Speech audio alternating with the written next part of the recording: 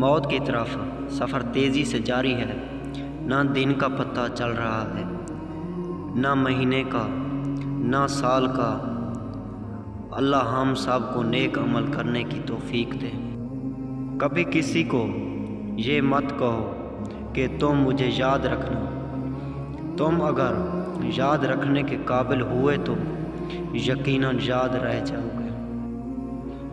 حضور پاک نے ارشاد فرمایا، قرآن پڑھا کرو کیونکہ قیامت کے دن یہ اپنے پڑھنے والوں کے حق میں سفارشی بن کر آئے گا۔ حضرت علی نے فرمایا، اللہ تعالیٰ کبھی دو مخلص لوگوں کو جدا نہیں کرتا، جدا تب کرتا ہے جب دونوں میں سے کوئی ایک منافق ہو۔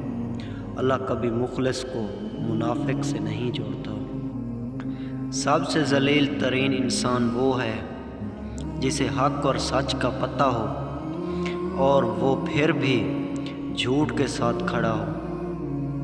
کبھی اس کو نظر انداز نہ کرو جو تمہاری پرواہ کرتا ہے، ورنہ کسی دن تمہیں احساس ہوگا پتھر جمع کرتے کرتے تم نے ہیرا گنوا دیا۔